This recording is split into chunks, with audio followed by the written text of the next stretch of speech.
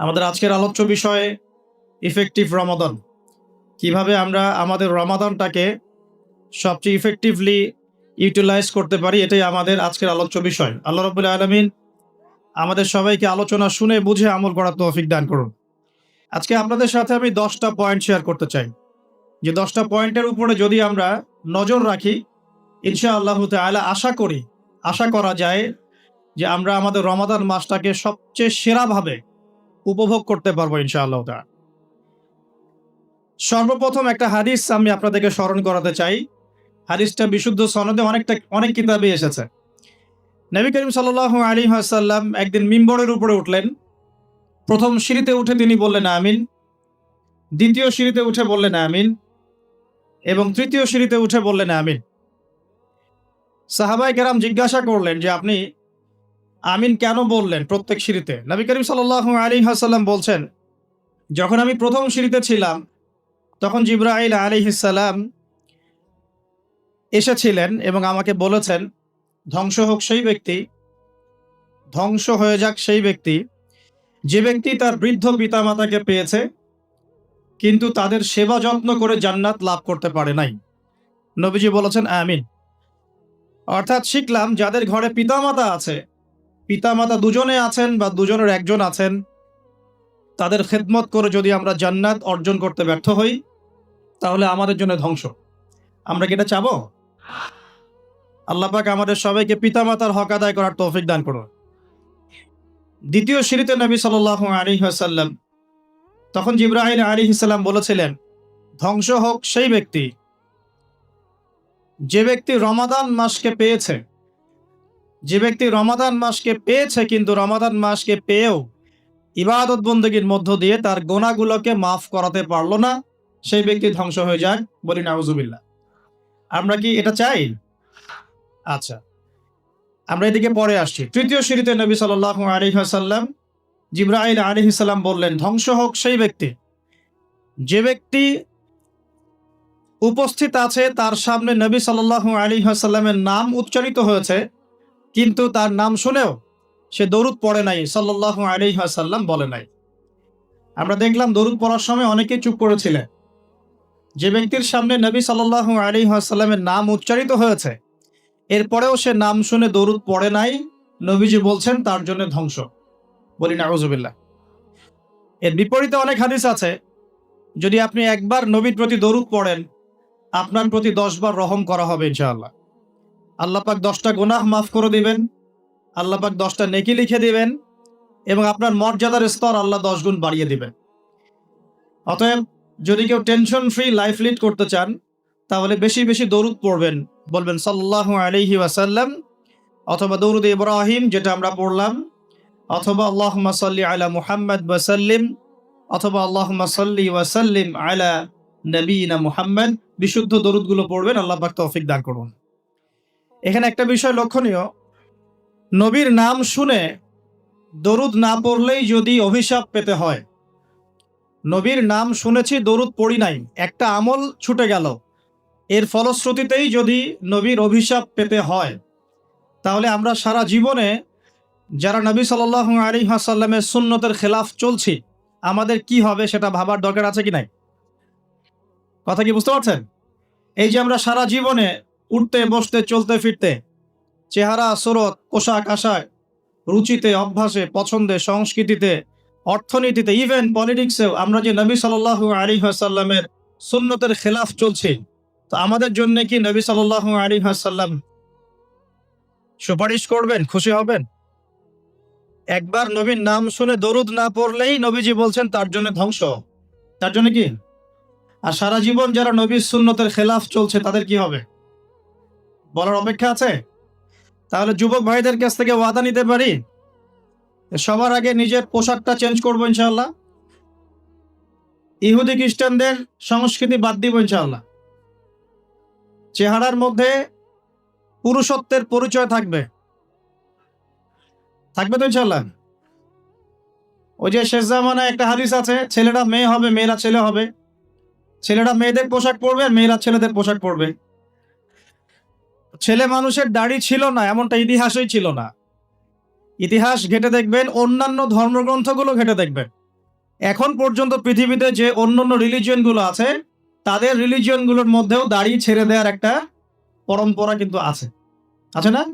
ইহুদিদের দাড়ি নাই, বুদ্ধিস্ট দাড়ি নাই, কোনো কোনো ক্ষেত্রে খ্রিস্টানদেরও দাড়ি আছে। আর খ্রিস্টান মানে কোন খ্রিস্টান? যারা 3 খোদায় বিশ্বাস করে, এরা তো প্রকৃত খ্রিস্টান নয়। প্রকৃত খ্রিস্টান কারা? বাদশাহ নাজাশির মতো মানুষ। এই ব্যক্তি আবার কে? বাদশাহ নাজাশি সেই ব্যক্তি যেখানে সাহাবায়ে কেরাম রাদিয়াল্লাহু তাআলা আনহুম আজমাইন মক্কার সেই জুলুম নির্যাতন থেকে পরিত্রাণের আশায় নবী করিম সাল্লাল্লাহু আলাইহি ওয়াসাল্লামের আদেশে আবিসিনিয়ায় হিজরত করেছিলেন। কোন জায়গায়?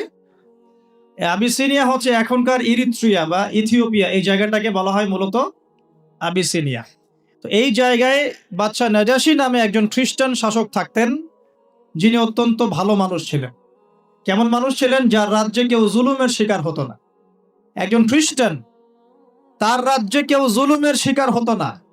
আর এখন মুসলিমদের রাজ্যে ঘরে ঘরে, মানে শিকরে শিকরে, শিরায় শিরায় জুলুম আর নির্যাতন চলছে, চলছে কি না? তো জুলুম কাউকে ছাড়বে না, ছাড়বে? জুলুম কাউকে ছাড়বে না। যদি পৃথিবীতে কেউ কারো প্রতি এক জাররা পরিমাণ জুলুম করে থাকে, কাল কিয়ামতের মাঠে অবশ্যই তার হিসেব দিতে হবে। দুনিয়াতে বিচার হোক না হোক, দুনিয়ার মানুষ জানুক আর না জানুক, দুনিয়ায় সেটা স্পষ্ট হোক আর না হোক, আল্লাহ রাব্বুল আলামিনের কাছে সবকিছুই রক্ষিত আছে। আল্লাহ আমাদেরকে জুলুম থেকে বেঁচে থাকার তৌফিক দান করুন।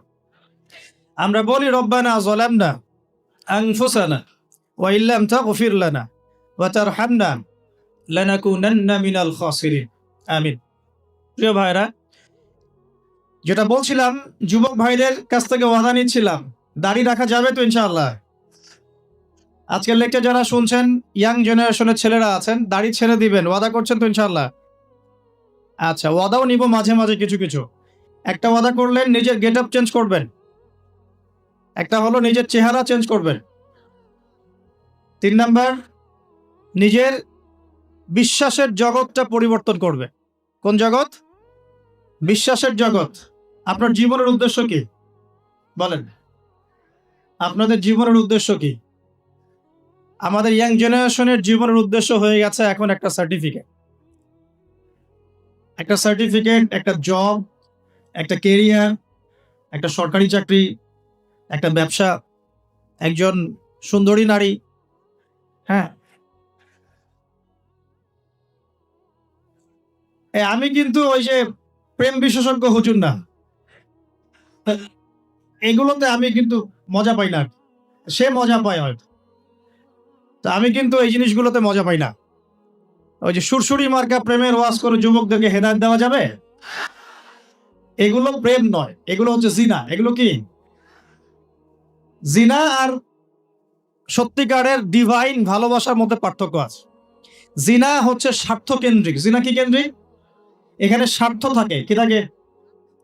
আর যখন আপনি ডিভাইন লাভ, আল্লাহর পক্ষ থেকে ডিভাইন ভালোবাসা আসবে বিয়ের পর, তখন সেখানে শুধুমাত্র স্বার্থ থাকে না, বরং কোনো কোনো ক্ষেত্রে নিজের স্বার্থ ক্ষুণ্ণ করে আমরা স্ত্রীদের স্বার্থ দেখি, দেখি না? এটা ডিভাইন। তখন আপনি রেসপন্সিবল পারসন, আপনার দায়িত্ববোধ আছে। এটা শুধু একটা যৌন সম্পর্ক না, এটা একটা ভালোবাসার দিলের সম্পর্ক, আত্মায় আত্মায় সম্পর্ক। একজন কষ্ট পেলে আরেকজনের লাগে, আরেকজন খুশি হলে আপনারও খুশি লাগে। সে বিপদে পড়লে আপনি তার পাশে থাকেন, আপনি বুঝতে পারেন যে আপনি তার দিকে সম্মানের চোখে তাকান, ভোগের চোখে তাকান না। তো এই যে প্রেম বিশেষজ্ঞ কিছু কিছু বের হয়েছে, এগুলো থেকে আমাদেরকে বের হয়ে আসতে হবে। আল্লাহ পাক তৌফিক দান করুন। ইয়াং জেনারেশনকে মহব্বত করতে হবে আল্লাহর সাথে। কার সাথে? আল্লাহর সাথে মহব্বত করেন, তার রাসূলের সাথে মহব্বত করেন, তার কিতাবের সাথে মহব্বত করেন, রাসূলের সুন্নতের সাথে মহব্বত করেন। ইনশাআল্লাহ পুরো দুনিয়া আপনার হয়ে যাবে ইনশাআল্লাহ। দুনিয়া তো কিছুই না, পরকাল পুরোটাই আপনার হয়ে যাবে ইনশাআল্লাহ। আর আপনাদের জীবনের উদ্দেশ্য হবে আল্লাহর সন্তুষ্টি অর্জন করা। কি করা?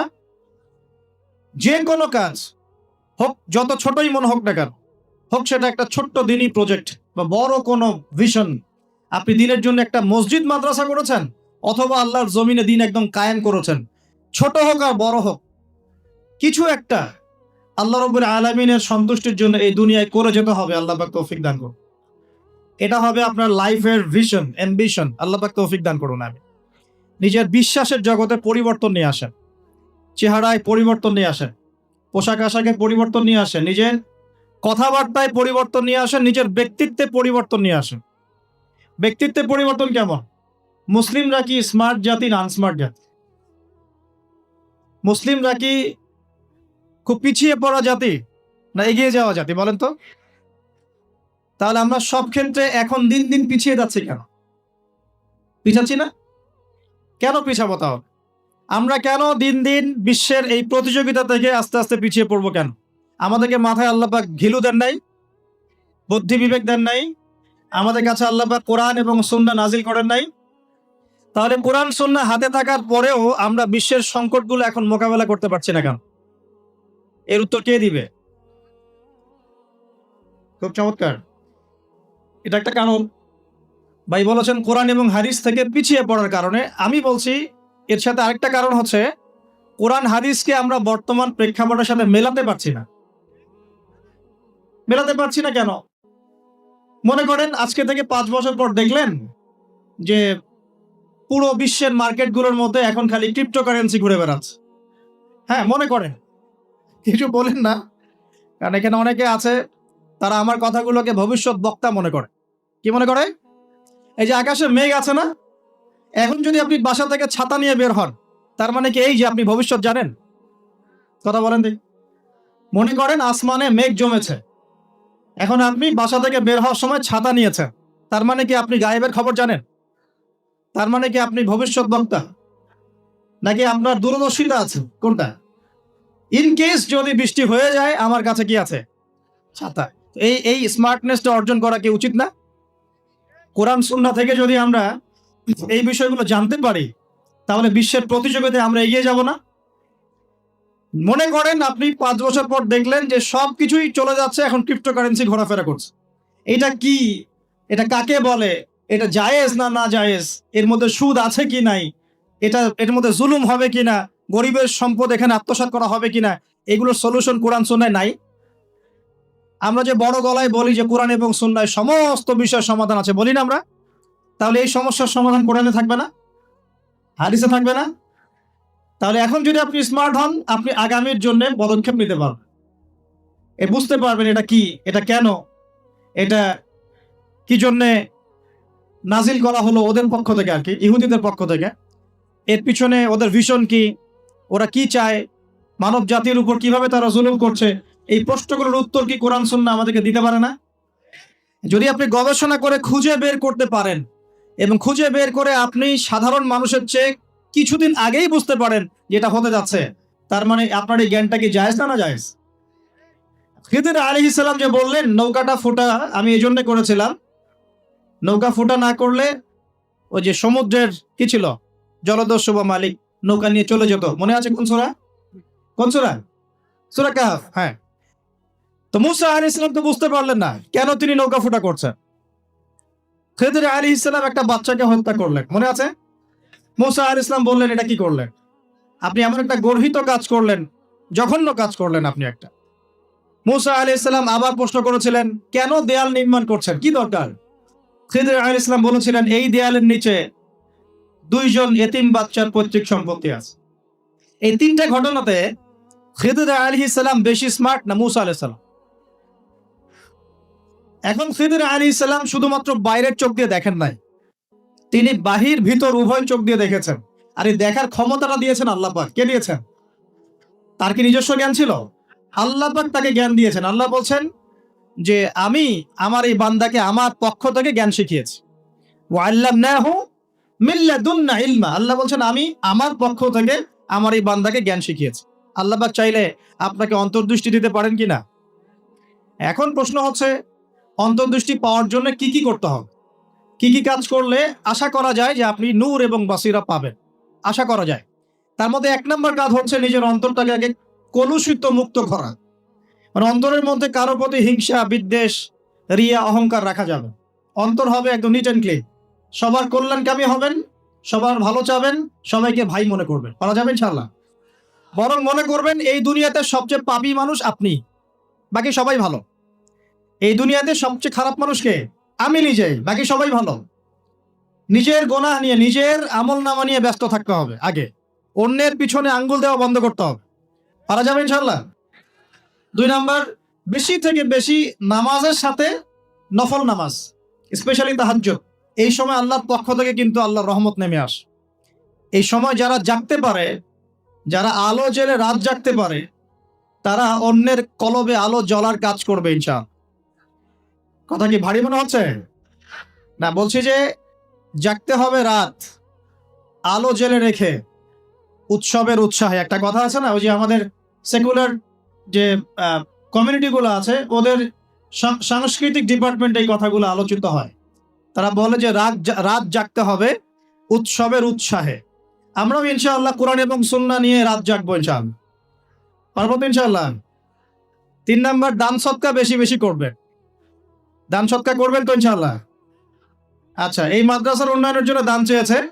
আমি আপনাদেরকে বিরক্ত করব না, ভলেন্টিয়াররা হয়তো ভিতরে ভিতরে যাবে, আপনারা চুপচাপ আলোচনা শুনতে থাকবেন আর নিজেদের মধ্য থেকে যা পারেন তাদের হাতে দিয়ে দিবেন। বিশৃঙ্খলা করবেন না, আলোচনার দিকে মনোযোগ দিতে থাকেন। 4 নাম্বার, জিকির, আল্লাহ পাকের জিকির বাড়াতে হবে। কি করতে হবে? আল্লাহর জিকির 24 ঘন্টা চলতে থাকবে। অহেতুক কথা এবং কাজ বন্ধ করবেন। অহেতুক কথা কাজ বন্ধ। এই যে আমরা এখন অনলাইনের যুগে প্রচুর অহেতুক কথার কাজ করি, যে কথায় কোনো কাজ নাই, যে মানে কাজেও কোনো কাজ নাই, সেগুলো করতে থাকি আমরা। আল্লাহ পাক আমাদেরকে অহেতুক কথা এবং কাজ থেকে হেফাজত করুন বলিয়া। আত্মশুদ্ধি বলছি ভাই, আত্মশুদ্ধি অর্জন করা, আল্লাহর নূর পাওয়ার জন্য আমাকে আপনাকে প্রথমে নিজের মনটাকে পবিত্র করতে হবে, 1। 2, আমাদেরকে সলাতের পাশাপাশি নফল সলাত বাড়াতে হবে। 3 নাম্বার, দান সাদাকা বাড়াবেন বেশি বেশি। 4 নাম্বার, আল্লাহ পাকের জিকির বাড়িয়ে দেন। আল্লাহ পাক তৌফিক দান করুন। 5 নাম্বার, কোরআন তেলাওয়াত করতে হবে প্রত্যেক দিন। প্রতিদিন কমপক্ষে 1 ঘন্টা করে কোরআন তেলাওয়াত করতে হবে। রাজি আছেন ইনশাআল্লাহ? রাজি আছেন? কোরআন তেলাওয়াত করতে পারেন না কারা কারা? হাত তোলেন দেখি একটু। লজ্জার কিছু নাই, কোরআন তেলাওয়াত করতে। সুবহানাল্লাহ। আপনারা পারেন না? আচ্ছা, হাত নামান। হ্যাঁ, বলছি। যারা কোরআন তেলাওয়াত করতে পারেন না, আমি দুটো অপশন বলি। 1, স্থানীয় কোনো মাদ্রাসায় গিয়ে ওলামায়ে কেরামের কাছে বসে বসে কোরআন তেলাওয়াত শিখবেন এই রমজান মাসে। রাজি আছেন? এই রমজান মাসে শিখতে হবে। রাজি আছেন? আরেকটা অপশন, অনলাইনে কোরআন শিক্ষার অনেক কোর্স চালু হয়েছে, বিভিন্ন একাডেমি কোরআন শিক্ষার কোর্স করাচ্ছে। যেটা আপনার ভালো লাগে সেখানে ভর্তি হয়ে এই রমজান মাসে কোরআন শিখবেন ইনশাআল্লাহ। রাজি আছেন? পারবেন তো ইনশাআল্লাহ? এই রমজান মাস হবে কোরআনময় মাস। কোরআনকে কেন্দ্র করে রমজান মাসটা অতিবাহিত করবেন। আল্লাহ পাক তৌফিক এনায়েত করুন। আমি আসলে এই কারণে অ্যানাউন্সমেন্ট দিতে চাচ্ছিলাম না যে এই বিশৃঙ্খলাটা সৃষ্টি হতে পারে। প্রিয় ভাইরা, আমরা কোথায় ছিলাম বলেন তো ভাই? হ্যাঁ, আত্মশুদ্ধি। কোথায় ছিলাম? আত্মশুদ্ধি অর্জনের কয়টা মাধ্যম বলেছি? 1 নাম্বার বলেন, কি বলেছে? 1 নাম্বার কি? মনের মধ্যে সমস্ত খারাপ রিপুগুলো দূর করতে হবে। পারা যাবে ইনশাআল্লাহ। 2 নাম্বার বলেছি ফরজ নামাজের পাশাপাশি বেশি বেশি নফল সালাত। 3 নাম্বার, দান সাদাকা করবেন। এর পাশাপাশি বলছি এতিমের মাথায় হাত বুলাবেন। এতিমের মাথায় হাত বুলাবেন। আত্মীয়তার সম্পর্ক বজায় রাখবেন। কার সন্তুষ্টির জন্য করবেন? আল্লাহর। কারো কাছে কিছু পাওয়ার আশায় করবেন না। আপনি যত বেশি এরকম সামাজিক কাজ করবেন, আল্লাহর রহমত নেমে আসবে ইনশাআল্লাহ। 4 নাম্বার, আল্লাহর জিকির বাড়াবেন বেশি বেশি। জিকির করার জন্য আমি একটা বই সাজেস্ট করি, বইটার নাম হলো হিসনুল মুসলিম। বইটা দেখেছেন? নাম শুনেছেন? হিসনুল মুসলিম বইটা সবাই কিনবেন। এই বইটা মুখস্থ করে ফেলা চাই। পারা যাবে ইনশাআল্লাহ? এই পকেট সাইজ পাওয়া যায়, এই পকেটে রেখে দিবেন। প্রত্যেক নামাজের পরে এখান থেকে দোয়া কালামগুলো পড়বেন, পড়তে পড়তে মুখস্থ হয়ে যাবে ইনশাআল্লাহ। এগুলোর অ্যাপস আছে, প্লে স্টোরে ঢোকেন, দেখবেন এখানে হিসনুল মুসলিম অ্যাপস আছে, নামিয়ে নেন। যেখানেই যাবেন এখান থেকে দোয়াগুলো পড়বেন। পারবেন তো ইনশাআল্লাহ? 5 নাম্বার হচ্ছে কোরআন তেলাওয়াত বেশি বেশি করা। এই কাজগুলো করতে থাকেন, ইনশাআল্লাহ তাআলা আপনিও খিদর আলাইহিস সালামের মতো অন্তর্দৃষ্টি লাভ করতে পারবেন ইনশাআল্লাহ। সাথে আরেকটা কাজ বলবো, এটা খুব বেশি ইম্পর্টেন্ট। সেটা হলো আল্লাহওয়ালা মানুষদের সাথে থাকা, দুনিয়াদার মানুষদের সঙ্গ ত্যাগ করা। আমার কথা কি বুঝতে পারছেন? আল্লাহওয়ালা মানুষের সাথে থাকবেন, দুনিয়াদার মানুষকে এড়িয়ে চলবেন। দুনিয়াদার মানুষ কি বোঝেন? যে মানুষের চাল চলন কথাবার্তা ওঠা বসা সবকিছুই দুনিয়া কেন্দ্রিক, মানে এখানে আপনি দুনিয়া ছাড়া কিচ্ছু পাবেন। দুনিয়াদারদের সাথে মিশবেন কিভাবে? প্রয়োজন, যতটুকু প্রয়োজন এতটুকু, শেষ। এটা আমরা আত্মার খোরাক দিবে কারা? পরকালের খোরাক দিবে কারা? আল্লাহওয়ালা মানুষরা। আল্লাহওয়ালা মানুষদের সাথে থাকবেন, চলবেন, ইনশাআল্লাহ তাআলা আত্মশুদ্ধি অর্জন করা সহজ হবে ইনশাআল্লাহ। দেখেন, সাহাবায়ে কেরাম রাদিয়াল্লাহু আনহুম আজমাইন কিন্তু কিতাব পড়ে পড়ে ইসলাম শেখেন নাই। তারা নবী সাল্লাল্লাহু আলাইহি ওয়াসাল্লামকে দেখে শিখেছেন। কথা বুঝতে পারছেন? নবীজিকে দেখে শিখেছে। আমরা তো নবীকে দেখি না, দেখি? আমাদের কাছে কিতাব আছে। এখন নবীর যারা ওয়ারিস তারা কারা বলেন? ওলামায়ে কেরাম। আচ্ছা, ওলামায়ে কেরামদের কাছে কি যাওয়া হয় মাঝে মাঝে? দেখা সাক্ষাৎ করেন? তাদের সাথে বসবেন, দেখা সাক্ষাৎ করবেন, তাদের ওয়াজ মাহফিলে যাবেন, তাদের মজলিসে বসবেন, তাদেরকে দেখে তাদের কথা শুনে আত্মশুদ্ধি অর্জন হবে ইনশাআল্লাহ। আর যদি পারেন আলেম ওলামাদের খেদমত করবেন। কি করবেন? আনাস রাদিয়াল্লাহু আনহুর কথা মনে আছে? নবী সাল্লাল্লাহু আলাইহি ওয়াসাল্লামের খেদমত করেছেন প্রায় 12 বছর। কত বছর? এবং তিনি যে বিষয়গুলো শিখেছেন নবীর কাছে, এগুলো কিন্তু অন্যান্য অনেক সাহাবীর রিওয়ায়াত থেকে আপনি পাবেন না। আবু হুরায়রা রাদিয়াল্লাহু আনহুর নাম শুনেছেন? তিনি ইসলাম কবুল করার পরে নবী সাল্লাল্লাহু আলাইহি ওয়াসাল্লামের কাছে এক আঠার মতো লেগে থাকতেন। মানে নবী কি করেন না করেন, কি বলেন না বলেন, সব তিনি নোট আউট করতেন মাথায়, মেমোরিতে। তখন তো লিখতেন না, কি করতেন? মুখস্থ করতেন। একদিন বলছেন, ইয়া রাসূলুল্লাহ সাল্লাল্লাহু আলাইহি ওয়াসাল্লাম, আমি অনেক শুনি হাদিস কিন্তু আমি ভুলে যাই। আমি হাদিস শুনি কিন্তু ভুলে যাচ্ছি, কি করব হে আল্লাহর নবী? নবীজি তার চাদরটাকে নিলেন। কি নিলেন? কি জানি একটা পরে নবী সাল্লাল্লাহু আলাইহি ওয়াসাল্লাম এভাবে হাতে নিয়ে তার চাদরে ঢেলে দিলেন, দিয়ে চাদরটা পরিয়ে দিলেন। আবু হুরায়রা রাদিয়াল্লাহু আনহু বলছেন, এরপরে আমি কোনোদিনও হাদিস ভুলে যাই নাই। এই জিনিসটাকে কি আপনি বিজ্ঞান দিয়ে ব্যাখ্যা করতে পারবেন? বলেন তো, কোন যুক্তি, দর্শন, বিজ্ঞান দিয়ে এই যে ঢেলে দেয়া, আস্তাগফিরুল্লাহ, এটা আবার সেই ঢেলে দেওয়া নয় কিন্তু। কথা বুঝতে পারছেন কি? নবী সাল্লাল্লাহু আলাইহি ওয়াসাল্লাম যা দিলেন, আল্লাহ পাকের পক্ষ থেকে যা দিলেন, এটা কি বিজ্ঞান দিয়ে ব্যাখ্যা করতে পারবেন? যুক্তি দিয়ে ব্যাখ্যা করতে পারবেন? তাহলে আমি যে বলি যে বর্তমান শিক্ষা সেক্টর একটা শিরক চলছে। কি চলছে? আমরা তো কবর পূজা, মাজার পূজা, শিরক খুব ভালোই বুঝি, বুঝি না? কিন্তু আল্লাহ পাকের হালাল, আল্লাহর হারামকে হালাল করে নেওয়াও যে একটা কুফরি, এটা বুঝতে চাই না, তাই না ভাই? মদ হালাল না হারাম? তা আমরা যে মাশাআল্লাহ হালাল মনে করে খাওয়া শুরু করেছি, কি হচ্ছে এটা? বর্ডার অঞ্চলে এগুলো বেশি হচ্ছে না? আপনারাই তো সাক্ষী। সুদ হালাল না হারাম? তা আমরা যে ফরজ করে নিয়েছি এখন সবার ঘরে ঘরে সুদ, তা এখন এটা কি আল্লাহ পাকের হালালকে হারাম করা হচ্ছে না? আচ্ছা, আমরা অনেক কিছুই বুঝি। এই যে হাতে আংটি পরেছি শিরক হয়ে যায়, যদি এই নিয়াতে পড়ি যে রোগ ভালো হবে, এগুলো তো বুঝি। কিন্তু পুরো বিশ্ব জুড়ে অর্থনৈতিক ক্ষেত্রে যে একটা ৯-৬ আমরা বলি কাপঝাপ চলছে, এটা আমরা বুঝি না।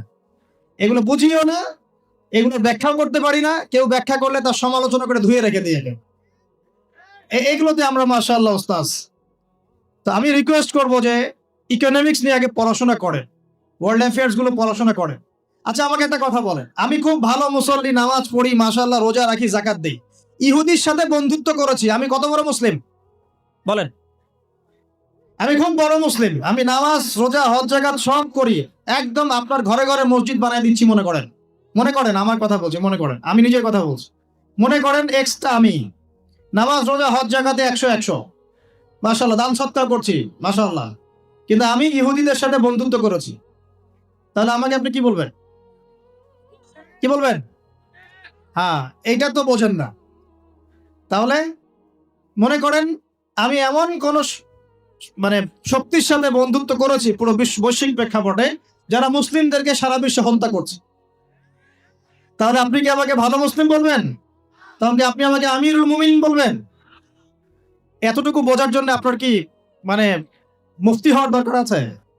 এই আয়াতটা শোনেন, আল্লাহ পাক কি বলেছেন? ইয়া আইয়ুহাল্লাযীনা আমানু লা তাত্তাখিযুল ইয়াহুদা ওয়ান নাসারা আউলিয়া বা'দুহুম আউলিয়াউ বা'দ ওয়া মান ইয়াতাওয়াল্লাহুম মিনকুম ফাইন্নাহু মিনহুম ইন্নাল্লাহা লা ইয়াহদিল কওমাজ যালিমিন। আল্লাহই তো বলেছেন এরা জালেম। এরা কে? শুধু এক কেন্দ্রিক সঠিক বুঝলেই হবে না, পুরো পুরো বৈশ্বিক প্রেক্ষাপটটা মিলিয়ে নিয়ে ওয়ার্ল্ড অ্যাফেয়ার্স, ইকোনমিক্স সবকিছু মিলিয়ে আপনাকে সঠিক বুঝতে হবে। আল্লাহ পাক তৌফিক দান করুন। কথিত কথিত হকপন্থী আর প্রকৃত হকপন্থীর মধ্যে পার্থক্য আছে। কি বুঝলেন? কথিত হকপন্থী আর প্রকৃত হকপন্থীর মধ্যে পার্থক্য আছে। আমরাও হকপন্থী হয়ে বসে আছি, আমাদের ঘরে হাদিয়া তোফা আসছে। আর এমনও হকপন্থী আছে সারা বিশ্বে, মাশাআল্লাহ, ওদেরকে আমরা খুঁজেই পাচ্ছি না এখন। তাহলে সব হকপন্থী কি একরকম হলো? প্রথম বিষয় ক্লিয়ার করবেন, বিশ্বাসের জগতে পরিবর্তন। সেটা হলো কোরআন এবং সুন্নায় যা আছে আমি 100% মানার চেষ্টা করবো ইনশাআল্লাহ। কোরআন সুন্নায় যা আছে চূড়ান্ত, এর মধ্যে যার আকীদা, আমল, মানহাজ পড়বে আমি নিব, যারটা পড়বে না আমি নিব না। সোজা কথা পরিষ্কার? আচ্ছা, এবার আসেন যেখান থেকে আমি আলোচনা শুরু করেছি। প্রিয় ভাই, ওই যে হাদিসটা বললাম 3টা সিঁড়ি, এই সিঁড়ির মধ্যে রমজানের সাথে সম্পর্কিত কোনটা? কয় নাম্বার সিঁড়ি? হ্যাঁ, 2 নাম্বার। নবীজি কি বলছেন? সেই ব্যক্তি ধ্বংস হোক। আমরা কি ধ্বংস হতে চাই? কোন ব্যক্তি ধ্বংস হোক? যে ব্যক্তি রমজান মাস পেয়েছে, ইবাদত করে আল্লাহর কাছে গুনাহ মাফ করাতে পারলো না, ধ্বংস হয়ে। আচ্ছা, প্রশ্ন এখন, কিভাবে ইবাদত করলে, কোন কোন বিষয়গুলো দিকে খেয়াল রাখলে রমজান মাসে আমি ওই ধ্বংসপ্রাপ্তদের অন্তর্ভুক্ত হব না ইনশাআল্লাহ? জানার দরকার আছে কি নাই? লম্বা না করে আপনাকে আমি 10টা পয়েন্ট বলছি। কয়টা পয়েন্ট? 1 নাম্বার, আগে আমাকে বলেন তো, রমজান মাসে রোজা ফরজ হয়েছে কত হিজরিতে? বলেন, কে বলেছে? বলেন। হ্যাঁ, ওই তো, মাশাআল্লাহ, 2য় হিজরি। আমরা কি চাই রমজান মাস পেয়েও আমরা এর ফজিলত থেকে মাহরুম হয়ে যাই? আমরা কি চাই? এই যেমন বলতে পারলেন কে সেঞ্চুরি করেছে, ঠিক তেমনি বলতে হবে কত হিজরিতে রমজানের রোজা ফরজ হয়েছে। কত হিজরি? আচ্ছা, রমজানের রোজা যে হিজরিতে ফরজ হয়েছে, ওই হিজরিতে আরো 2টা ঘটনা ঘটেছে। কি কি, কে বলতে পারবে? এই তো, মাশাআল্লাহ। কি নাম আপনার? মাশাআল্লাহ, আল্লাহ পাক আপনার জ্ঞানে বরকত দান করুন। যে রমজান মাসে আমরা সওম রাখছি, সেই রমজান মাসে সাহাবীরা বদরের যুদ্ধ করেছেন। বলেন সুবহানাল্লাহ। আরো আছে, যে রমজান মাসে আমরা সওম রাখবো, এই রমজান মাসে আল্লাহ পাক কিবলা পরিবর্তন করে দিয়েছেন। সুবহানাল্লাহ। কিবলা পরিবর্তন থেকে শুরু করি। কিবলা পরিবর্তন মানে কি? ইহুদিরা মদিনায় বসেছিল, বসে বসে অপেক্ষা করছিল কবে মুহাম্মদ সাল্লাল্লাহু আলাইহি ওয়াসাল্লাম আসবে, তাকে নবী হিসেবে স্বীকার করব। যেই দেখলো যে মুহাম্মদ সাল্লাল্লাহু আলাইহি ওয়াসাল্লাম তো বনু ইসরাইল থেকে আসে নাই, আসছে কোথা থেকে? বনু ইসমাইল থেকে, মানে ইসমাইল আলাইহিস সালামের বংশ থেকে। এবং তিনি তো আমাদের নবী মুসাকেও মানেন, ঈসাকেও মানেন, সবই মানেন। আমরা তো বলি না, লা নুফাররিকু বাইনা আহাদিন মির রুসুলি, আমরা কোন রাসূলের মধ্যে পার্থক্য করি না। তারা চিনলো, ইয়ারিফুনাহু কামা ইয়ারিফুনা আবনাহুম, তারা যেমন করে তাদের সন্তানদেরকে চিনে, ঠিক তেমনি তারা এটা জানে যে মুহাম্মদ শেষ নবী সাল্লাল্লাহু আলাইহি ওয়াসাল্লাম। তাদের ধর্মগ্রন্থে লেখা আছে শেষ নবীর নাম আহমদ। কি নাম? আমাদের নবীর আরেকটা নাম কি? তাহলে তারা নবীজিকে চিনেও কেন স্বীকার করলো না? হিংসা। হিংসা যে আমাদের বনু ইসরাইলের মধ্যে না এসে বনু ইসমাইলে কেন আসলো। ওই যে হাবিল কাবিলের হিংসা, মনে আছে? কাবিল কেন হাবিলকে হত্যা করলো? নিজের মায়ের পেটের ভাইকে। কিসের কারণে? হিংসা। এখনো আমাদের সমাজে এই হাবিল কাবিলের সুন্নত আছে কি নাই? এই একই লেবাস পোশাকে বহু কাবিল ঘুরে বেড়ায় আশপাশে, বেড়ায় না? আমাদের এমন অভিজ্ঞতা হয়েছে যে আলহামদুলিল্লাহ এমন লক্ষ লক্ষ মানুষ আছে যারা আমাদের জন্য জীবন দিতে পারে, আছে না? আবার এমনও বহু মানুষ আছে, আমরা মরলে মিলাদ পড়াবে, মরলে কি করবে? মিলাদ পড়াবে। তো কাবিল এখনো বহু আছে সমাজে। তবে দিন শেষে কে জয়ী হয়েছে, হাবিল না কাবিল? কাবিলের পরিণতি কি হবে আল্লাহ পাক তার রাসূলের মাধ্যমে জানিয়েছেন। নবীজি বলছেন, এই পৃথিবীতে যত মানুষ খুন হবে, সমস্ত খুনের পাপের একটা অংশ কাবিলের আমল নামায় যোগ করা হবে। বলি নাউযুবিল্লাহ। মানে মনে করেন এই পৃথিবীতে যদি 100 কোটি মানুষ খুন হয়ে থাকে, এই পর্যন্ত হতে পারে, কিন্তু শুধু প্রথম বিশ্বযুদ্ধই তো কতজন হয়েছে? প্রায় 3.5-4 কোটি মানুষ। সেকেন্ড ওয়ার্ল্ড ওয়ারে প্রায় 7 থেকে 8 কোটি মানুষ বলা হয় অ্যাপ্রক্সিমেটলি। এতগুলো মানুষ দে ওয়ার কিল্ড, তাদেরকে মেরে ফেলা হয়েছে। ভিয়েতনাম যুদ্ধে এরকম 30,000-এর বেশি। চেঙ্গিস খানের নাম শুনেছেন কিনা? এই তো সারা বিশ্বে প্রায় মনে হয় 1 কোটি মানুষকে হত্যা করেছে। এরকম কত হিস্ট্রি পৃথিবীতে ঘটেছে। আর কাবিলের আমল নামায় সমস্ত খুনের একটা অংশ গিয়ে যোগ হচ্ছে। চিন্তা করেন কত বড় পাপ। আমরা কি কাবিল হব না হাবিল হব? আল্লাহ পাক আমাদের সবাইকে হাবিল হওয়ার তৌফিক দান করো, আর কাবিলদের থেকে হেফাজত করো, আমিন। এখন আসেন, যেখানে ছিলাম প্রিয় ভাইরা, রমজান মাসে কেবলা পরিবর্তনের সাথে ইহুদিদের সাথে সম্পর্ক আছে। আগে আমরা নামাজ পড়তাম বাইতুল মাকদিসের দিকে মুখ করে, বা বাইতুল মাকদাসের দিকে মুখ করে, আকসার দিকে। বেশ কয়েক মাস, মনে হয় 16-17 মাস আমরা নামাজ পড়েছি ওই দিকে মুখ করে। আল্লাহ পাক কেন তাহলে কেবলাটা পরিবর্তন করে দিলেন রমজান মাসে? তো আবার সংক্ষিপ্ত উত্তর হচ্ছে, এখানে শুধু বাহ্যিকভাবে কেবলা পরিবর্তন উদ্দেশ্য নয়। এখানে এই ঘটনার পর থেকে এই রমাদান মাসেই একটা নতুন জাতির উত্থান ঘটেছে বিশ্বের বুকে। তার নাম কি? মুসলিম জাতি। কোন জাতি? আমরা তাদের নবীকে স্বীকার করেছি, তাদের কেবলাকে মেনে নিয়েছি, নামাজ পড়েছি, কিন্তু ওরা আমাদেরকে সহ্য করে নাই, ওরা আমাদের নবীকে স্বীকার করে নাই, হিংসা করেছে, ষড়যন্ত্র করেছে। এক পর্যায়ে আল্লাহ রাব্বুল আলামিন এই জাতি থেকে আমাদের বিচ্ছিন্নতা ঘোষণা করলেন, কেবলা পরিবর্তন করে দিলেন, যাও তোমাদের কেবলা এখন এইদিকে। তার মানে এটা হচ্ছে একটা নতুন জাতির উত্থান। তাহলে আমরা কি এই রমজান মাসে একটা নতুন জাতির উত্থান দেখতে পারবো ইনশাআল্লাহ? আমার কথা কি কঠিন মনে হচ্ছে? নতুন জাতির উত্থান মানে কি? প্রত্যেকে ভিতর থেকে আমরা তাসকিয়া অর্জন করবো ইনশাআল্লাহ, কোরআন সুন্নাহ মানার প্রত্যয় ব্যক্ত করব, রমজানের শিক্ষাগুলো সারা বছর ধরে রাখবো। একটা নতুন ইয়াং জেনারেশন এই বাংলার বুকে মাথা তুলে দাঁড়াবে ইনশাআল্লাহ। রাজি আছেন তো ইনশাআল্লাহ? আমি দাড়ি পাকা লোকদেরকে নিয়ে খুব বেশি আশা করছি না, দাড়ি কাঁচা ছেলেপেলেদেরকে নিয়ে বেশি আশা করছে। আমার আশা কি পূরণ হবে ইনশাআল্লাহ? আমাদের সমস্যাগুলো একটু বলি, তারপরে বুঝবে। প্রবলেমস গুলো হচ্ছে পরিপূর্ণ জ্ঞানের অভাব, এক, জ্ঞান অনুযায়ী আমলের ঘাটতি আছে। 3 নাম্বার, আমরা পার্সিয়াল ইসলাম ফলো করি, কিছু মানি কিছু মানতে চাই না। তারপরে ইকোনমিক সেকশনে হারামখোর হয়ে গেছে অনেকেই। তারপরে ধর্মতাত্ত্বিক ক্ষেত্রে আমরা দলে দলে বিভক্ত হয়ে গেছে। এখন দলে দলে, মানে বিভক্তির শেষ নাই। মনে করেন একজন বলবে আমি কোনো বিভক্তিতে নাই, আমি চূড়ান্ত, আমি চূড়ান্ত সঠিক, পরে দেখবেন ওর মধ্যেও 4টা দল।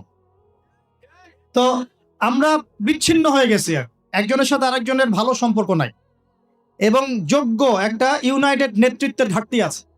এই প্রবলেমস গুলো যখন আমাদের ওভারকাম করবেন, আপনারা করবেন, আমরা তো খালি ধরিয়ে দিতে পারবো, আপনারাই করবেন, হ্যাঁ তোমরাই করবা ইনশাআল্লাহ, আল্লাহ পাক কবুল করে নেবে। যখন করতে পারবা ইনশাআল্লাহ, দেখবা যে আল্লাহ রাব্বুল আলামিনের জমিনে দিন ইনশাআল্লাহ শুধু প্রচার হবে না, প্রতিষ্ঠাও হয়ে যাবে।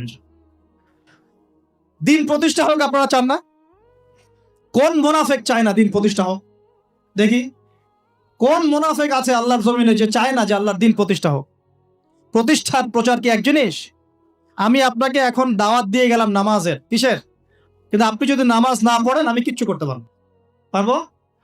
আমি আপনাকে যাকাত দেওয়ার আহ্বান জানিয়ে গেলাম, আপনি যাকাত দিচ্ছেন না, আমি কিছুই করতে পারবো? আমি বলে গেলাম ভাই জেনা করেন না, আপনি তারপরেও আল্লাহ না করে করলেন, আমি কিছুই করতে পারবো? কেউ পরকিয়া করেছে, আমি নিষেধ করে গেলাম পরকিয়া করেন না, আপনি দাওয়াত দিয়ে গেলাম, আপনি শুনলেন কি শুনলেন না, আমি কিন্তু কিছু করতে পারলাম। কিন্তু যদি উমর রাদিয়াল্লাহু আনহু থাকতেন এখন, যদি আপনি নামাজ না পড়তেন আপনাকে পিটিয়ে নামাজ পড়াতে হয়। যদি আপনি জেনা করতেন আপনাকে জনসম্মুখে 100 বেত্রাঘাত করা হতো। যদি ব্যভিচার করতো কি করতো তাহলে? বলেন, আছে না নাই এগুলা? ইসলামে কি এগুলো আছে না নাই? আচ্ছা, এগুলো তো মানুষকে বোঝাতে হয় যে এগুলোও ইসলামে আছে ভাই, এগুলো আছে। আমরা খালি এখন মানে ইখতিলাফি মাসআলাগুলোকে নিয়ে মাশাআল্লাহ খুব ব্যস্ত। এই যে মেজর জিনিস তো পড়ে আছে, এগুলো কোথায়? আল্লাহ পাক একটা হুদুদ প্রতিষ্ঠা হওয়া কত বছর জানি, 40 বছর মনে হয়, বৃষ্টিপাতের চেয়ে বেশি বেশি ফজিলতপূর্ণ। 40 দিন না 40 বছর আমি ভুলে গেছি, আল্লাহ মাফ করুক। 40 দিন বা 40 মাস এরকম বৃষ্টি হবে, জমিন উর্বর হবে, এর চাইতে বেশি মানে ফজিলতপূর্ণ যে আল্লাহ পাকের একটা বিধান কায়েম হয়েছে। কথা বুঝতে পারছেন? ওলামায়ে কেরাম জানেন, আমি তো টাচ করে গেলাম, তারা আপনাদেরকে বলবেন ইনশাআল্লাহ। আমি দায়ী মানুষ, আমি আলেম নয়। আপনারা আলেমের যে সংজ্ঞা কঠিন করে দিয়েছেন, ওই সংজ্ঞাতে আমরা আলেম হিসেবে পড়ছি না। আমরা শুধু পয়েন্টস গুলো ফাইন্ড আউট করে আপনাদেরকে দাওয়াত দিতে পারি, এতটুকু। তবে ইনশাআল্লাহ এতে কিছু না হোক ইয়াং জেনারেশনের মধ্যে একটা পরিবর্তন আসছে আলহামদুলিল্লাহ। আমরা আশা করি ইয়াং জেনারেশন নিজের জ্ঞানে, নিজের যোগ্যতায়, আমলে এবং আকীদায়, রিজিকের হালালত্বে সব দিক থেকে নিজেদেরকে গুছিয়ে নিয়ে আল্লাহ পাকের জমিনে দিনটা প্রতিষ্ঠা করবে ইনশাআল্লাহ। শুধু একদিনের ওয়াজ করে হবে? এই যে হাত উঁচু করলেন, অনেকেই কোরআন তেলাওয়াত করতে জানেন না, এই কাজগুলো হবে ভাই? কোরআন তেলাওয়াত না শিখলে হবে? কোরআনের অর্থ না জানলে হবে? অনেকে তো মনেই করে না কোরআনের অর্থ জানার প্রয়োজন আছে, তাই না? অর্থ জানার প্রয়োজন নাই। অর্থ না জানলে আমরা কোরআনের মূল বিষয়টা বুঝতে পারবো? এই যে হাদিসগুলো পড়ছি, আমল করছি, হাদিসের অর্থ যদি বুঝতে না পারতেন কেমন করে আমল করতেন? আমল করতে পারতেন? আল্লাহ পাক আমাদের সবাইকে কোরআনওয়ালা বানিয়ে দিন, আমিন। কোরআনের অর্থ বোঝার তৌফিক দান করুন। রমজান মাসে প্রথম কি হয়েছে ভাই? কেবলা পরিবর্তন। দ্বিতীয় হয়েছে কোরআন নাজিল। কি নাজিল? ইন্না আনজালনাহু ফি লাইলাতিল কদর। আমি নাজিল করেছি কোরআনকে কোথায়? কদরের রাতে। ওয়া মা আদরাকা মা লাইলাতুল কদর। হে নবী, আপনি কি জানেন লাইলাতুল কদর কি? লাইলাতুল কদরি খায়রুম মিন আলফি শাহর। হাজার মাসের চাইতে উত্তম। তানাজ্জালুল মালাইকাতু ওয়ার রূহু। এই রাতে নাজিল হন, অবতীর্ণ হন কারা? ফেরেশতারা এবং জিবরাইল আলাইহিস সালাম। বিইذনি রাব্বিহিম মিন কুল্লি আমর। মিন কুল্লি আমর মানে এখানে এক বছরের নতুন যে তাকদীর, এই তাকদীরটাকে নবায়ন করা হয়। সবে বরাতে না, সবে কদরে। আর সালামুন হিয়া হাত্তা মাতলাইল ফজর। ফজর পর্যন্ত খালি শান্তি আর শান্তি। তার মানে কদরের রাতে কোরআন নাজিল হয়েছে। আর কদরের রাত কোন মাসে? রমাদান মাসে। কোন দশকে? শেষ দশকের কোন কোন রাত হতে পারে? মাশাআল্লাহ, 21, 27, 21, 23, 25, 27, 29 এর মধ্যে যে কোনো একটা। ওই যে বলে 27ই হবে, হতেই হবে। 21, 23, 25, 27, 29 যে কোনো এক রাতে হতে পারে। আল্লাহ পাক আমাদেরকে লাইলাতুল কদর পাওয়ার তৌফিক দান। এবং যুবকদের যৌবনে আল্লাহ পাক বেশি বেশি রমজান দান করুন, বেশি বেশি লাইলাতুল কদর দান করুন। আগেকার উম্মতের হায়াত লম্বা ছিল, তাই তারা অনেক সময় পেত ইবাদত করা। আমাদের যেহেতু একটা শর্ট, এই কারণে আল্লাহ রাব্বুল আলামিন আমাদেরকে এরকম উৎসবের কিছু মানে সিজন দিয়েছেন, ইবাদতের সিজন দিয়েছেন। যেমন লাইলাতুল কদর, এক রাত ইবাদত করবেন, 1000 মাস ইবাদতের চাইতে উত্তম হবে ইনশাআল্লাহ। আল্লাহ রাব্বুল আলামিন আমাদের সবাইকে বেশি বেশি নেক আমল করার তৌফিক এনায়েত করুন। এখন আল্লাহ পাক বলছেন কোরআন নাজিল করেছি লাইলাতুল কদরে। লাইলাতুল কদর হচ্ছে রমজান মাসের শেষ দশক। তার মানে রমাদান মাসে কোরআন নাজিল হয়েছে। তাহলে রমাদান মাসের সবচেয়ে ইম্পর্টেন্ট বিষয় কি ভাই? কোরআন নাজিল হওয়া। কোরআন, এখন কোরআন নাজিল হওয়ার পর কি হয়েছে? উত্তর, কোরআন নাজিল হওয়ার পর মাত্র 23 বছরের ব্যবধানে, কত বছর?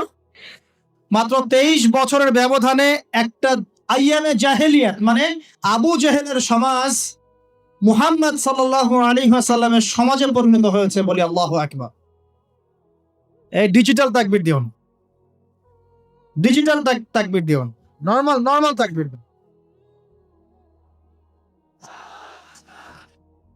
বিসমিল্লাহ।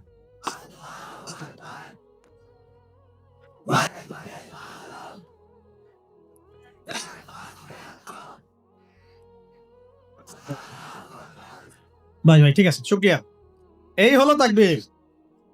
এটা হলো কি? তাকবীর নাকি তাকবীর? কোনটা কোনটা হবে ঠিক? আস্তাগফিরুল্লাহ। কোন যুগে আসলাম রে ভাই?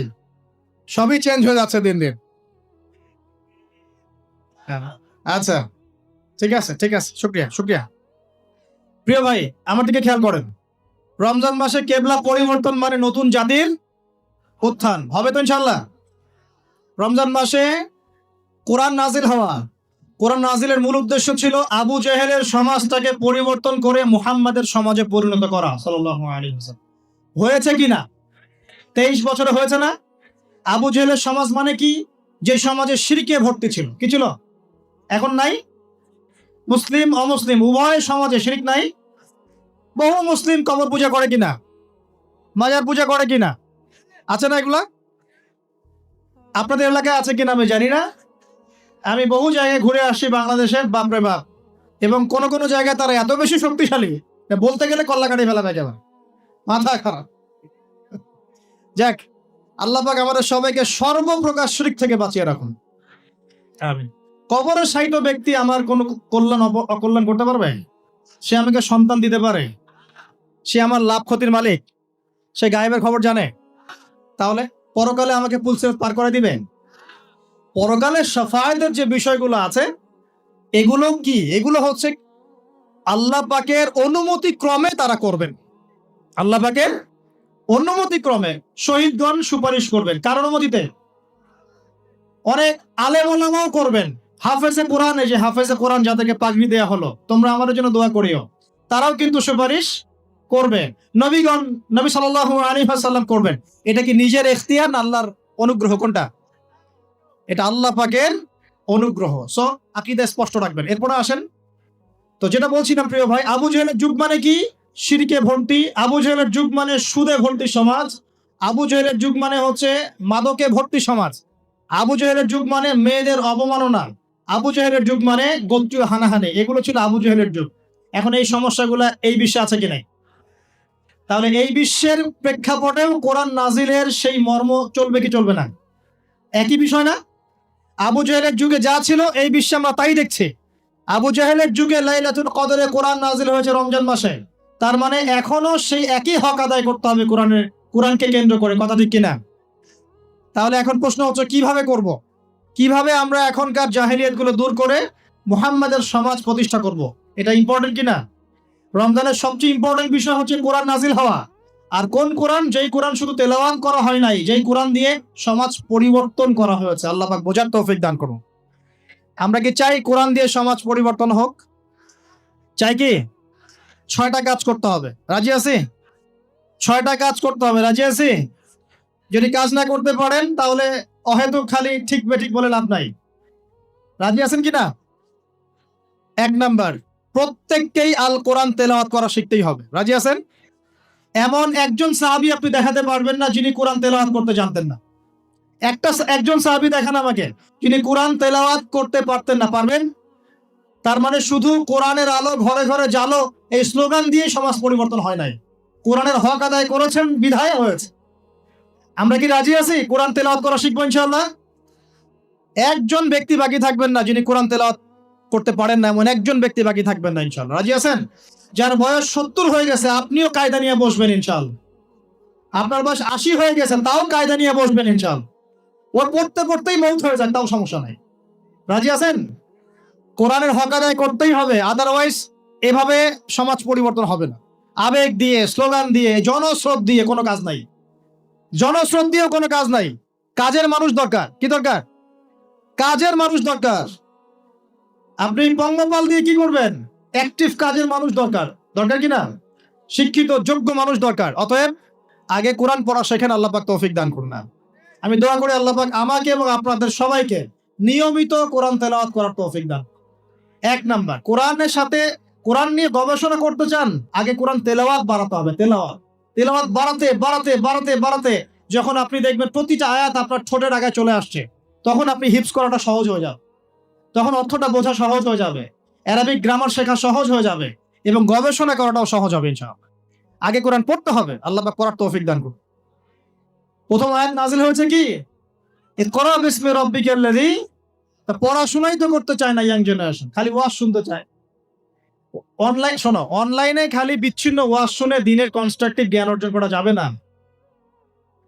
যদি আমি নিজের কথা বলছি, আমি যদি শুধু ওয়াজই শুনতাম বসে বসে, আজকে তোমাদের সামনে বসে আমি লেকচার দিতে পারতাম না। শুধু ওয়াজ শুনে কাজ হয় না। ওয়াজ একটা সাপ্লিমেন্টারি জিনিস। হ্যাঁ, ওয়াজ শুনবো, ইমান বাড়বে, আমি নতুন কিছু জানবো, দার্সে বসবো, ঠিক আছে, কিন্তু একটা সিলেবাস মেনটেন করে পড়াশোনা করতে হয়। সিলেবাস মেনটেন করে পড়াশোনা করতে হয়। যেখানেই পড়েন না কেন সিলেবাসে কোরআন থাকতে হবে, হাদিস থাকতে হবে, হাদিসের এবারত পড়ার যোগ্যতা অর্জন করতে হবে, আরবি ভাষা এবং সাহিত্য থাকতে হবে, আকীদা থাকবে, ফিকহ থাকবে, আপনার সিরাত থাকবে, ইতিহাস থাকবে এবং এই সমকালীন প্রেক্ষাপট এগুলো তো থাকবেই। এরপরে আপনি বিষয়ভিত্তিক বড় বড় স্কলারদের বইগুলো পড়বেন। আজকে এই বই, কালকে ওই বই, আজকে এই চটি বই, কালকে ওই চটি বই, এভাবে মাথাটা আপনার বিক্ষিপ্ত হয়ে যাবে। আজকে অমুকের একটা লেকচার একটা অংশ, কালকে অমুকের লেকচারের ওই অংশ, এভাবে পুরো মাথাটা আপনার এলোমেলো হয়ে যায়। ঢুকবেন, অমুক যা বললো তার বিরুদ্ধে, তমুক যা বললো তার বিরুদ্ধে, এই করতে করতে দেখবেন আপনি মূল ট্র্যাক থেকে সরে যাচ্ছে। এভাবে হবে না। কনস্ট্রাকটিভ সিলেবাসে পড়াশোনা করতে হবে। এই পড়াশোনা করতে হলে ওলামায়ে কেরামের সোহবত কি লাগবে কিনা? লাগবে। ওলামায়ে কেরামের কাছে আসবেন, পরামর্শ করবেন কিভাবে পড়লে আমি দায়ী হতে পারবো, কিভাবে পড়লে আমি একটা ভালো জায়গায় যেতে পারবো, কিভাবে পড়লে আমি দিনের শারঈ যে বেসিক নলেজগুলো অর্জন করতে পারবো, এটা পরামর্শ করে পড়াশোনা করবেন। আল্লাহ পাক তৌফিক দান করুন। আমি তো প্রিয় ভাইরা, 6টা কাজের প্রথমটা হচ্ছে আল কোরআন আগে আপনাকে পড়া শিখতে হবে। 1, 2, কোরআনের ভাষা শিখতে হবে। কোরআনের ভাষা শিখতে হবে। আমি বিশ্বাস করি যে প্রত্যেকের পক্ষেই আরবি ভাষা শেখা সম্ভব। আপনারা হিন্দি বোঝেন? বোঝেন? আপনারা বোঝেন কিনা জানি না, আপনাদের মা বোনরা ঠিকই বোঝে। বোঝে না? কেমনে বুঝলো? হ্যাঁ, এটা হচ্ছে সাংস্কৃতিক আগ্রাসন। কিরকম? সাংস্কৃতিক আগ্রাসন মানে আপনি এই যে ব্রিটিশরা শাসন করে গিয়েছে উপমহাদেশ 200 বছর, ওরা যে চলে গিয়েছে তাও তো মানুষ ইংরেজিতে পটার পটার করে কথা বলে না? সারা বিশ্বে ইংরেজি চলছে না? সাংস্কৃতিক আগ্রাসন। এখন এইদিকে আপনি বাংলা, হিন্দি কি আপনার কোন স্কুলে পড়ানো হয়? কলেজে পড়ানো হয়? শিখলেন, মিডিয়ার মাধ্যমে শিখে গেলেন। যদি আপনি আরবি ভাষাকে কেন্দ্র করেও এরকম একটা মেহনত করেন, আরবিও শিখবেন ইনশাআল্লাহ।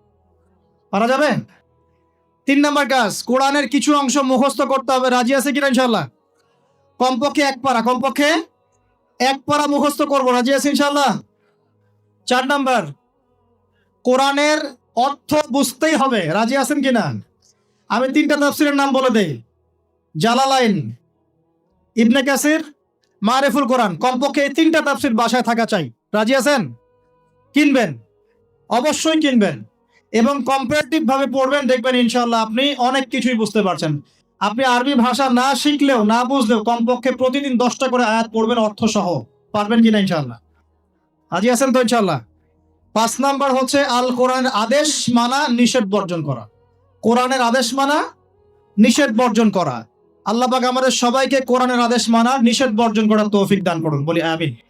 আর 6 নাম্বার হচ্ছে কোরআনের দাওয়াত মানুষের দুয়ারে দুয়ারে পৌঁছে দেয়া। পারবো ইনশাআল্লাহ? যারা কোরআন শিখেছি, টুকটাক কিছু পড়েছি, জেনেছি, অতটুকুই আপনি মানুষের কাছে পৌঁছে দেন। আল্লাহ পাক তৌফিক দান করুন। এই 6টা কাজ কোরআন কেন্দ্রিক করতে হবে ইনশাআল্লাহ, তাহলে কোরআনের সমাজ প্রতিষ্ঠা হবে ইনশাআল্লাহ। আল্লাহ পাক আমাদের সবাইকে কবুল করুন, বলি আমিন। তাহলে রমাদান মাসে কেবলা পরিবর্তন হয়েছে, ওই শিক্ষা আমরা শিখেছি। কোরআন নাজিল হয়েছে, এই শিক্ষাও শিখলাম। আরেকটা কাজ হয়েছে রমজান মাসে, কি? ওই যে ভাই বললো কি হয়েছে? আচ্ছা, বদর যুদ্ধে একদিকে নবী সাল্লাল্লাহু আলাইহি ওয়াসাল্লাম এবং সাহাবীরা মাত্র 313 জন, আর রাহিকুল মাখতুম বইয়ে আছে 317 জন। যেটাই হোক না কেন, অ্যাপ্রক্সিমেটলি ওইদিকে আছে তারা প্রায় 1500। ওই দিকের বাহিনীর নাম কি? আবু জেহেলের বাহিনীর নাম কি? কুরাইশ বাহিনী। কি বাহিনী? তারা শক্তিশালী ছিল না মুসলিমরা? ওরা শক্তিশালী ছিল। ওদের ঘোড়া বেশি, ওদের উট বেশি, ওদের অস্ত্র বেশি। আর মুসলিমদের মাত্র 2টা ঘোড়া। কয়টা ঘোড়া? 2টা ঘোড়া। 2টা ঘোড়া, অল্প কিছু উট, বাকিরা পায়ে হেঁটে যাচ্ছে, অস্ত্র শস্ত্র নাই। তাহলে এই যুদ্ধে কে জয়লাভ করেছে শেষমেশ? আল্লাহ পাক ফেরেশতা নামিয়ে সাহায্য করেন নাই? রমজানে বদরের যুদ্ধ হয়েছে, মুসলিমরা বিজয় লাভ করেছে, তাই তো? এখন শিখলাম কি? রমজান মাস হচ্ছে জালেমের বিরুদ্ধে দাঁড়িয়ে যাওয়ার মাস। শিখলাম কি? বুঝতে পারলেন কথা নাকি না বুঝেই হ্যাঁ বললেন? রমজান মাস কি? জালেমের বিরুদ্ধে দাঁড়িয়ে যাওয়ার মাস। এখন আগেই বড় লেভেলে আপনাকে নিয়ে যাচ্ছি না। আমাদের নফস কি জুলুম করেছে কিনা? আল্লাহুম্মা ইন্নী যালামতু নাফসি পড়ি কিনা? রব্বানা যালামনা আনফুসানা পড়ি কিনা? তাহলে নিজের নফসের জুলুমের বিরুদ্ধে আপনি দাঁড়িয়ে যাবেন রমজান মাসে ইনশাআল্লাহ। ওই সমস্ত হারাম অ্যাফেয়ার্স বন্ধ, পর্নোগ্রাফি দেখা বন্ধ, সুদ খাওয়া বন্ধ, ঘুষ নেওয়া বন্ধ, মিথ্যা কথা বলা বন্ধ। মানে নফসের সাথে তাবেদারির যত পাপ আছে সব পাপ বন্ধ ইনশাআল্লাহ। রাজি আছে কিনা? আর নিয়াত করেন ভাই, ইন্নামাল আমালু, নিয়াত তো করেন, আল্লাহ পাক তৌফিক দিবেন ইনশাআল্লাহ। আচ্ছা, তারপরে যদি দেখেন পরিবারের জুলুম, পরিবারের জুলুমের বিরুদ্ধে দাঁড়িয়ে যাবেন। যদি দেখেন যে সমাজে জুলুম, ওর বিরুদ্ধে দাঁড়িয়ে যাবেন। যদি দেখেন বিশ্বে জুলুম, ইনশাআল্লাহ মুসলমানরা ওর বিরুদ্ধে দাঁড়াবে ইনশাআল্লাহ। এবার আসেন ইফেক্টিভ রমাদানের 10টা পয়েন্টের কয়েকটা আমি বলেছি, বাকিগুলো বলে শেষ করছি। 1, প্রিয় ভাই আমার দিকে তাকান। আমরা কি চাই রমজান মাস হেলায় নষ্ট করতে, নাকি রমজান মাসে গুনাহ মাফ করাতে? আমার সাথে বলেন, এই 10টা কাজ আমরা সবাই করব ইনশাআল্লাহ। রমজান মাসকে ইফেক্টিভ করতে এই 10টা কাজ করব ইনশাআল্লাহ। রাজি আছেন? 1 নাম্বার হচ্ছে 5 ওয়াক্ত নামাজ। রাজি আছেন কিনা? 5 ওয়াক্ত নামাজ সাধ্যমতো চেষ্টা করব জামাতে পড়ার জন্য। ওই যে নামাজ নাই ইসলাম নাই, নামাজ যে পড়ে না ওর সাথে কোনো খাতির নাই। খাতির আছে? কোনো খাতির নাই। নামাজ অবশ্যই পড়তে হবে, মাস্ট বি। এরপরে নামাজের সাথে সাথে কমপক্ষে 12 রাকাত করে নফল। কত রাকাত? যে ব্যক্তি 12 রাকাত নফল বা সুন্নত দৈনিক পড়ে তার জন্য জান্নাতে একটা ঘর তৈরি করা হয়। 12 রাকাত কি কি কে বলতে পারবেন? প্রথমে ফজরের 2, জোহরের আগে 4, জোহরের পরে 2, কত হলো? 4 2 6 2 8, মাগরিবের পরে, এশার পরে, এই হলো 12। পড়বো তো ইনশাআল্লাহ। এইগুলো 1 নাম্বার কাজ, নামাজ পড়া। 2 নাম্বার ভাই, নামাজের সাথে সাথে তাহাজ্জুদ এবং তারাবি অবশ্যই পড়তে হবে। রাজি আছে কিনা? আল্লাহর ওয়াস্তে গ্যাঞ্জাম করতে যায় না 20 না 8, এই গ্যাঞ্জামে আল্লাহর ওয়াস্তে যায় না। তারাবির নামাজ 5 ঘন্টা। কত রাকাত সেটা বড় কথা না। তারাবির নামাজ কত ঘন্টা? প্রায় 4-5 ঘন্টা। আর 5 ঘন্টায় 8 রাকাত পড়েন, 5 ঘন্টায় 20 রাকাত পড়েন। কি বুঝতে পারছেন কথা? নবী সাল্লাল্লাহু আলাইহি ওয়াসাল্লাম তারাবির নামাজ কত লম্বা পড়েছে? 1 ঘন্টা। কতক্ষণ পর্যন্ত? সাহাবীরা কি বলছেন? সাহাবীরা বলছেন যে আমরা তড়িঘড়ি করে সেহরি খেয়েছি। নামাজ এত লম্বা নবীজি পড়েছেন, শেষে তড়িঘড়ি করে সেহরি করতে হয়েছে। তা নবী সাল্লাল্লাহু আলাইহি ওয়াসাল্লামের 2 রাকাত নামাজ কত লম্বা ছিল। আমরা এখন নামাজের রাকাত সংখ্যা নিয়ে যত বেশি ঝগড়া করি, কোয়ালিটি নিয়ে এত ঝগড়া করি না। কোয়ালিটি ইম্পর্টেন্ট না? আমার নামাজটা কত সুন্দর হচ্ছে, কত লম্বা হচ্ছে, কত ধীর স্থির হচ্ছে, এই নামাজে আমি ধীর স্থির ভাবে কোরআন শুনবো, বুঝবো, চোখ দিয়ে পানি ঝরবে, এগুলো ইম্পর্টেন্ট না? মক্কা মদিনায় গিয়ে দেখেন, যারা এখন উমরা করতে গিয়েছেন অনেক, তারা সৌভাগ্যবান। তারাবির নামাজ নর্মাল এমনি যে কোনো নামাজই, তারাবির নামাজ তো আরো বেশি। দাঁড়ালে আপনার চোখ দিয়ে পানি পড়তে বাধ্য। মধুর তেলাওয়াত, লম্বা কেরাত। ফজরের নামাজ মিনিমাম 20 মিনিট। ফজরের নামাজ 15 থেকে 20 মিনিট। আর আমরা তো 3G 4G 5G মাশাআল্লাহ। কোন কোন মসজিদে 6G, মানে সূরা ফাতিহা শুরু হয়, ওই শেষে গেলে দলিন শেষ, মানে আর কিছু বুঝলাম না মাঝখানে কিছু। এগুলো কি নামাজ? আমরা তো নামাজ পড়তেই ভাই দুনিয়াতে আসছি নাকি? দুনিয়াতে আসছি কেন? ওয়ামা খালাকতুল জিন্না ওয়াল ইনসা ইল্লা লিয়াবুদুন। তো নামাজই তো পড়তে আসছি ভাই, এত তাড়াহুড়ার কি আছে? ধীর স্থির ভাবে আপনি 8 রাকাত পড়তে চান, পড়েন, লম্বা করে পড়েন, ধীর স্থির ভাবে পড়েন। এক ভাই বলছেন আমি বেশি পড়বো। আচ্ছা ভাই পড়ুক তো, ওকে বেশি পড়তে দেন, লম্বা করে পড়তে বলেন, ধীর স্থির ভাবে পড়ো। আরেকজন পড়ছে 2 রাকাত, রাতের সালাত 2-2 করে, একটা হাদিস আছে না? রাতের সালাত 2-2 করে, এই বেচারা 2-2 করে পড়তেই আছে। তো লম্বা করে পড়লে কোনো সমস্যা আছে? উদ্দেশ্য কি? আল্লাহকে পাওয়া। আমি নামাজে আল্লাহকে পেলাম কিনা এটা বড় কথা। আল্লাহ রাব্বুল আলামিন আমাদের সবাইকে ধীর স্থির ভাবে কোরআনকে কেন্দ্র করে তারাবি তাহাজ্জুদ পড়ার তৌফিক দান করেন। এটা রমজান মাসের ইফেক্টিভ রমাদান আপনাকে কাজে দিবে। 2 নাম্বার। 3, এটা বলে দিয়েছি রমজান মাস হবে কোরআনময় মাস। এই মাসে কোরআনের 6টা হক আমরা আদায় করবো ইনশাআল্লাহ। মনে আছে তো ইনশাআল্লাহ? তেলাওয়াত, মুখস্থ করা, আরবি শেখা, আদেশ নিষেধ মানা, দাওয়াত দেয়া এবং হিফজ করা। পারবো তো ইনশাআল্লাহ? নিয়াত করেন জোরে জোরে। 4 নাম্বার, রমজানকে ইফেক্টিভলি ইউটিলাইজ করতে হলে প্রতিটা কাজ সুন্নত সম্মতভাবে করতে হবে। এভাবে আপনি রমজানটাকে ইফেক্টিভলি ইউটিলাইজ করতে পারেন। কিরকম একটু বোঝাচ্ছি। মনে করেন এমনি নর্মালি আমরা সব সুন্নতগুলো অনেক সময় খেয়াল রাখি না। খাচ্ছি, খাওয়ার সুন্নত, খাওয়ার মধ্যে কিন্তু প্রায় 10-এর বেশি সুন্নত আছে। অজুর সুন্নত, কথা বলার সুন্নত, হাঁটার সুন্নত, কাপড় পরার সুন্নত, দোয়া কালামগুলো, ঘুমানোর সুন্নত, অনেক সময় আমরা কিন্তু এগুলো খেয়াল করি না। রমজান মাসে চেষ্টা করবেন প্রতিটা কাজ সুন্নাহ মাফিক বুঝে করার জন্য। আল্লাহ তৌফিক দান। রমজানে ঘুমাবো, ঘুমানোর আগে বিছানাটা ঝেড়ে নিব, লাইটস অফ করব। আমরা দোয়া, এই যে সূরা ফালাক নাস ইখলাস এগুলো পড়বো, কাফেরুন সূরা পড়বো, আয়াতুল কুরসি পড়বো, সূরা বাকারা শেষের আয়াতগুলো পড়বো, পারলে সূরা মুলকটা পড়বো। ঠিক আছে? প্রয়োজনে ওযু করে আসবো। এসে আমরা ডান কাতা হয়ে শুয়ে আল্লাহুম্মা বিইসমিকা আমুতু ওয়া আহইয়া, এই যে শুরু করলাম। ঘুম থেকে ওঠা, ওযু করা, ওয়াশরুমে যাওয়া, খাওয়া দাওয়া করা, মসজিদে যাওয়া, নামাজ, জিকির, তাসবিহ, তাহলিল, ব্যবসা বাণিজ্য, এগুলো সবকিছু সুন্নত নাই?